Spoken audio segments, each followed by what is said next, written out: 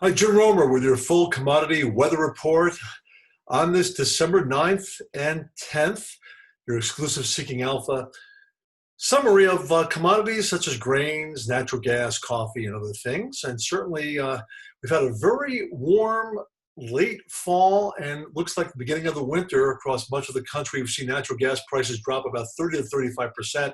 Most of our clients to our Weather Wealth newsletter and also Climatelligence at my website have profited substantially over the last 6 weeks or so, being short natural gas. And also, even on Seeking Alpha, we made a recommendation about a month and a half ago about being long the inverse ETF KOLD, and that has actually shot up quite a bit. Reason is, look at that blue in the center of the picture there.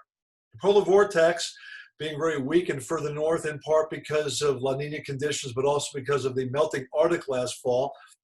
This report today talks about the melting sea ice and how it affects the polar vortex.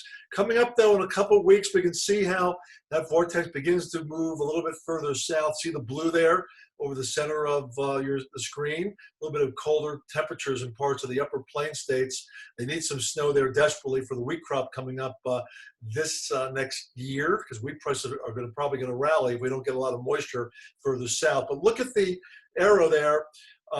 The top of your screen, that red blog, that's going to be the Arctic Oscillation Index becoming negative for the first time in a long time. That will push that blue, the polar vortex, a little bit further south. But will it really be enough to save this natural gas market from collapsing even further?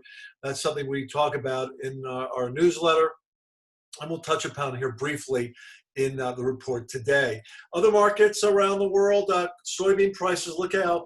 Back in the summer, to the left of your screen there, the market began to rally on the Iowa windstorm, the mini drought. Then we had Chinese demand.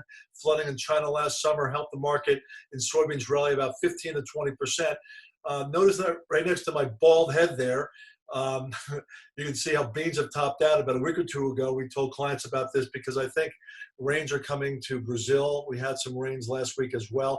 It's a real battle now in the soybean and grain market between Chinese demand, worries about COVID-19 coming back, and demand concerns, and also the improving weather in South America. Will La Nina, though, create a drought next year in January and February for corn and soybeans? That's what my clients are always asking me, and I update them quite a bit every week with discussions of the South American weather. Robusta Coffee has collapsed again. You can see that near my head.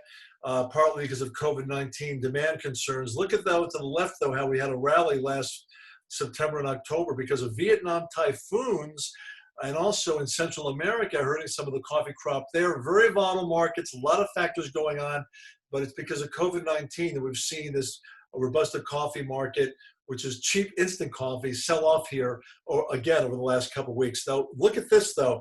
If you look at Vietnam there to the left of your screen, all that green and a little bit of blue, well above normal rainfall coming in for the Vietnam harvest the next 2 weeks. So it's possible that some of this, the coffee market may begin to bottom out and possibly rally as we go on into later December because of harvest delays in Vietnam. So that's pretty much it for today.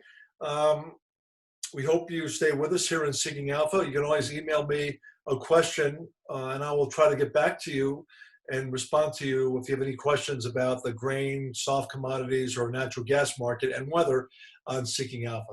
Thank you, and have a very nice rest of your week.